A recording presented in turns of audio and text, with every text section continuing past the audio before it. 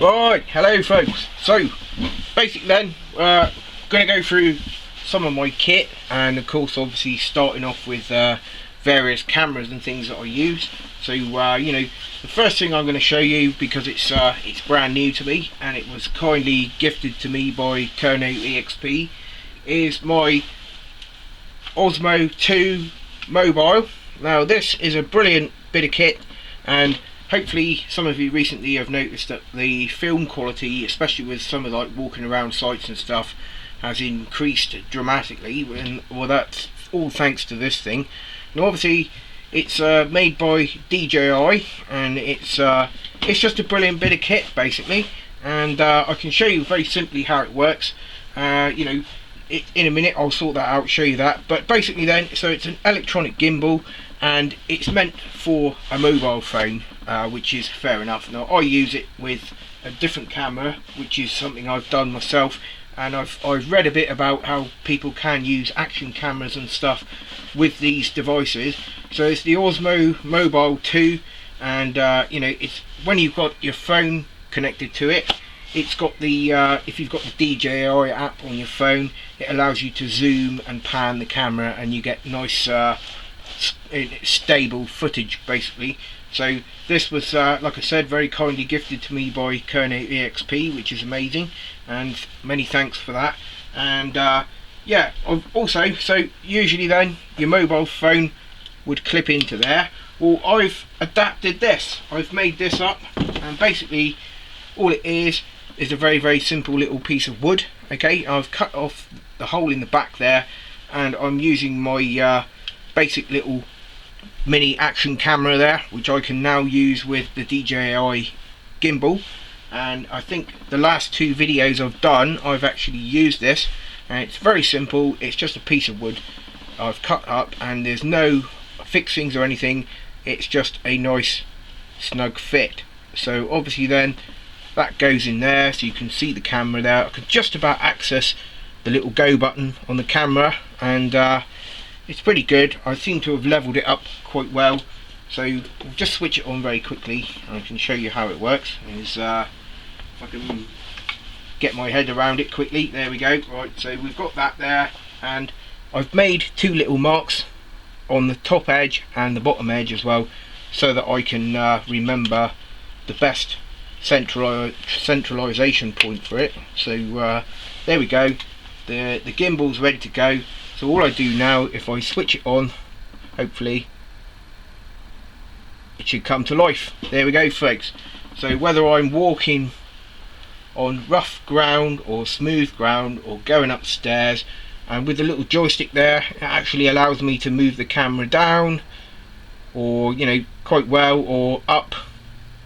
And of course you've got the left and right functions there as well. Now it's a wonderful bit of kit, and it's made a huge difference to some of the filming that I've done, and definitely improved the quality.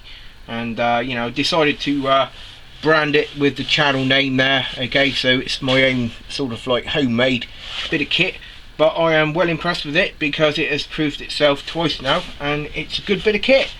And of course then, so I'll show you something else then. We'll just put that down for a moment.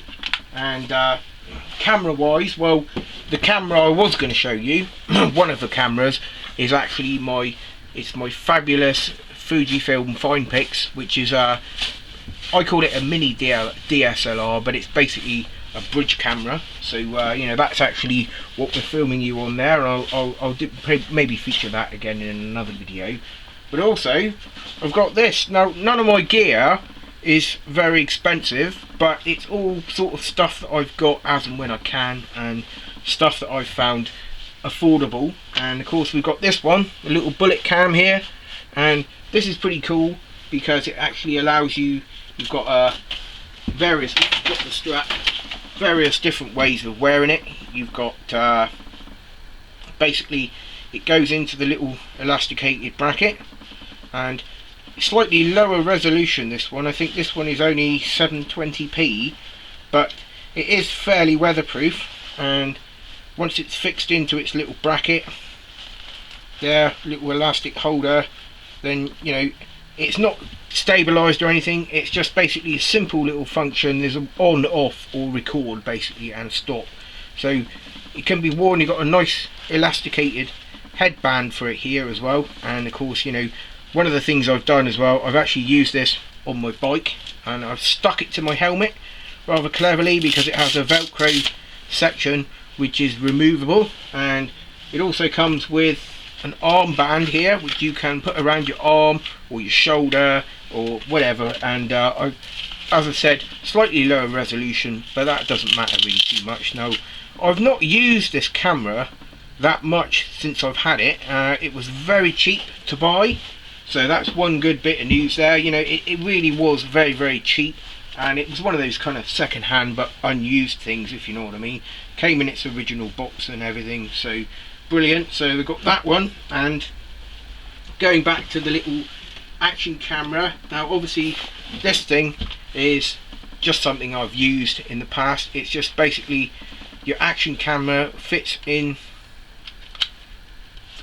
back to front, sorry, fits in that way, and once it's clicked in, then it's nice and extendable, and it's good for sort of poking down holes and things, down, you know, shafts or maybe round corners or whatever. Now, I actually used this one in RF Treleaver when we were in there, because there was a section of it I didn't really want to go inside because it looks a bit risky, so I was just able to poke this thing round the corner and get a bit of a shot with. Now, it is a very versatile thing, and it's just basically a very cheap little item, but you know, pretty good. And of course, you know, I've got my other little one, which is my other little quick go-to camera. It's the Hitachi.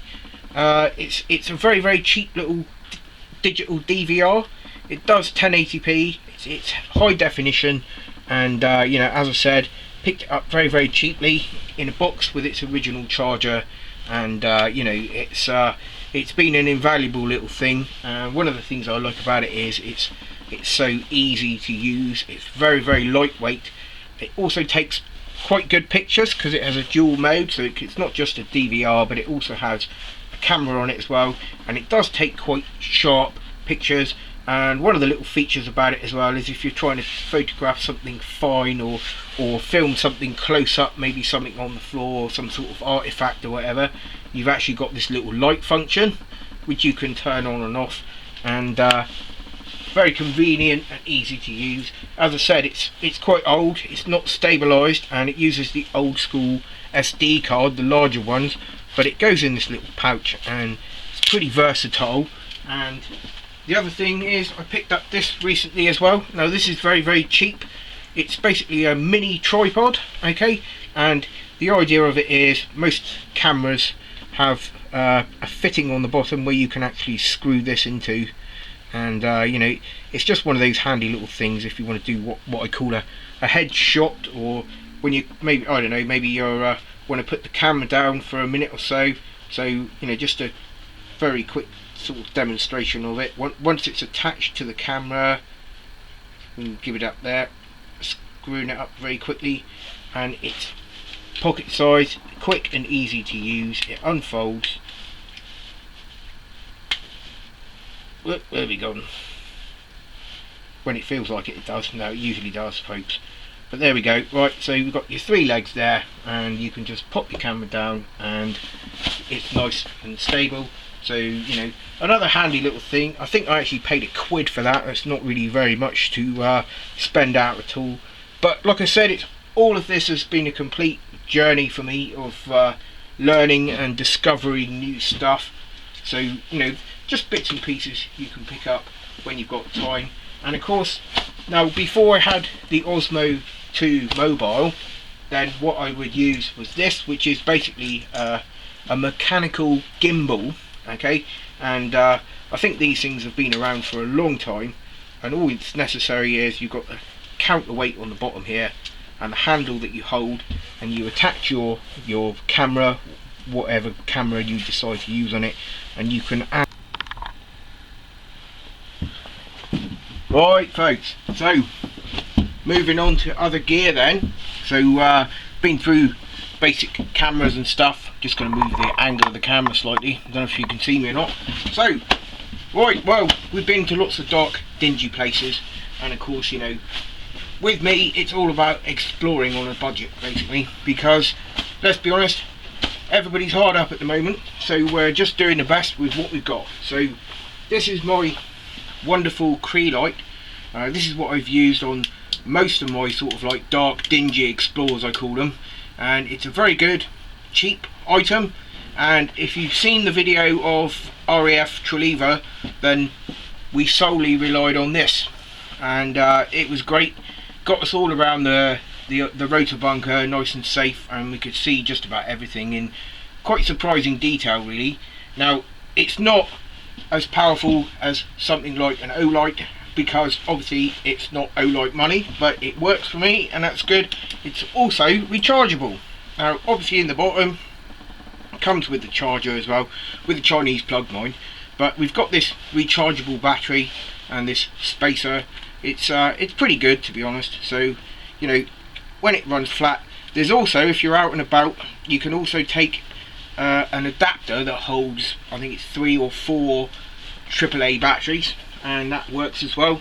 So also recently I got given this as well for my by Kerno EXP, gifted me this head torch.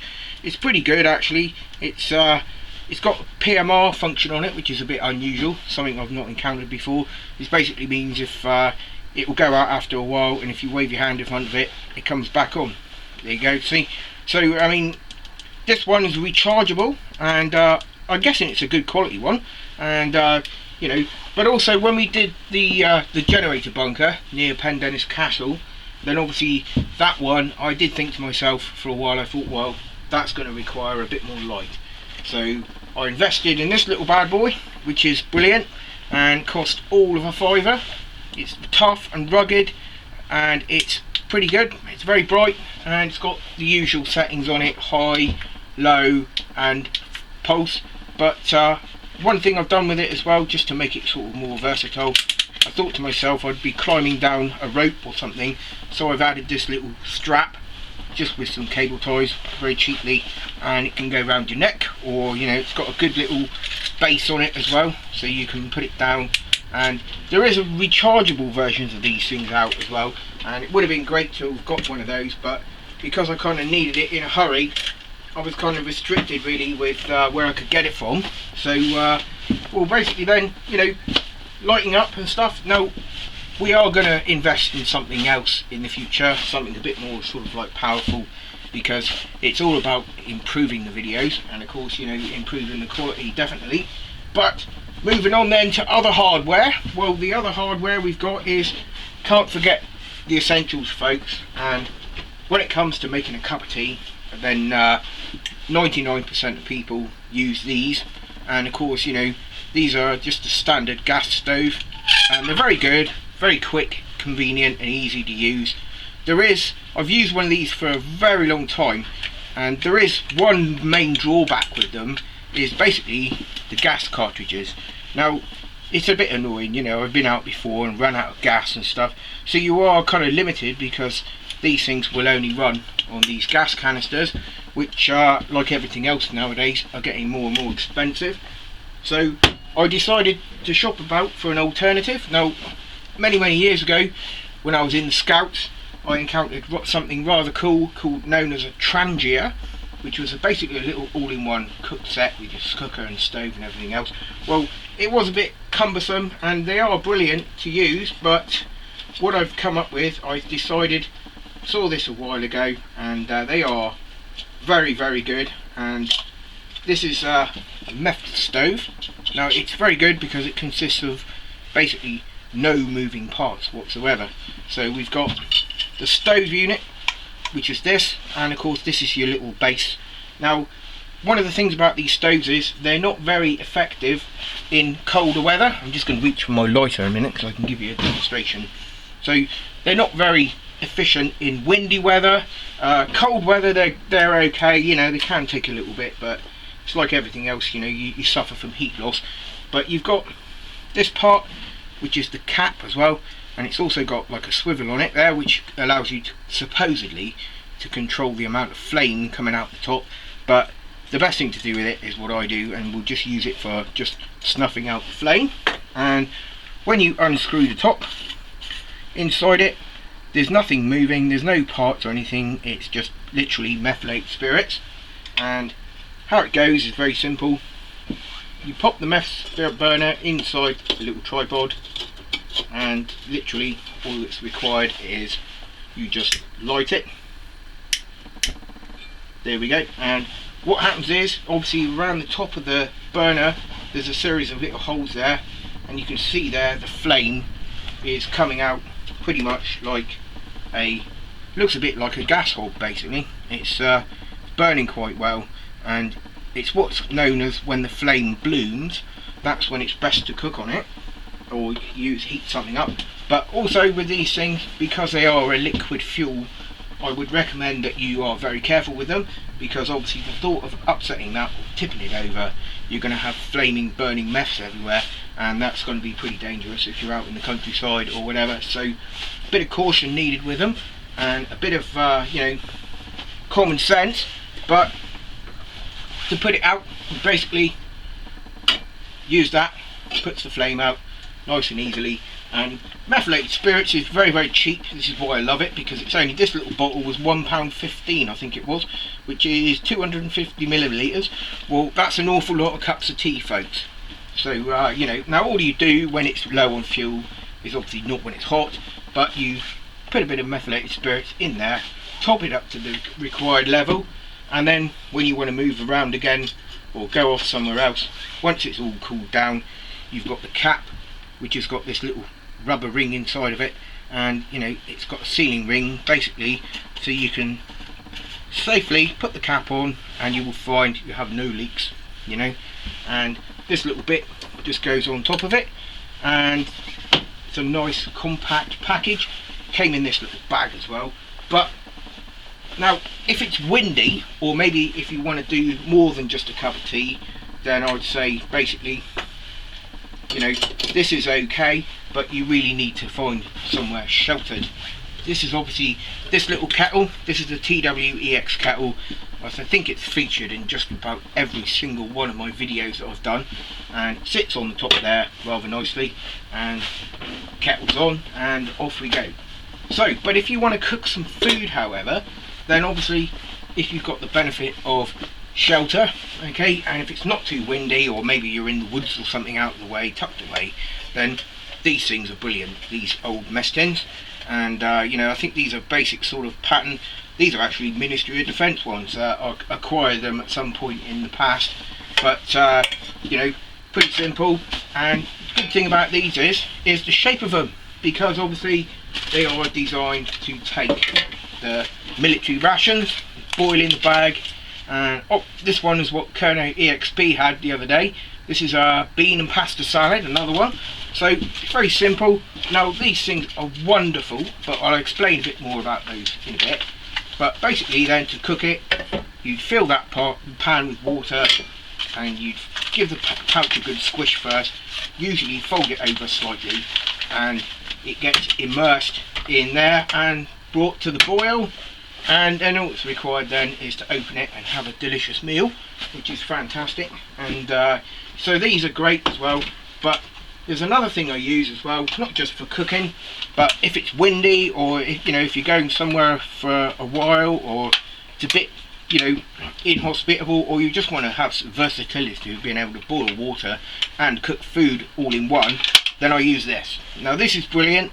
This is basically very, very similar to the World War II German canteen set, which now they're actually, I think they're Austrian or Swedish, I'm not sure, but consists of the cans. But first of all, I'll explain this, which is rather nifty.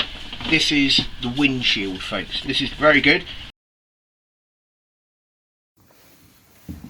Right, folks, so moving on to basic stuff like eating and utensils and stuff. We got these fabulous British Army ration issue sporks. Okay, now obviously they're meant to be disposable, but you can reuse them. I mean, why the hell not? And basically they're a spoon with a bit of a you know, forky bit on the end there, so obviously spork as well. And we've got the genuine US Army issue spoon. Okay, now that's been used a lot, and its primary function nowadays is a teaspoon, because it is the perfect size. You can eat with it as well, but I use it for a teaspoon. So, you know, as well, we've got some other bits and pieces, you know, with your food as well. Now obviously these are, as we've just said, military ration options. Also with the military rations as well, you've got the anyone who's ever served in the armed forces or had any affiliation with it will recognise these brown biscuits, or biscuits brown as they used to be known.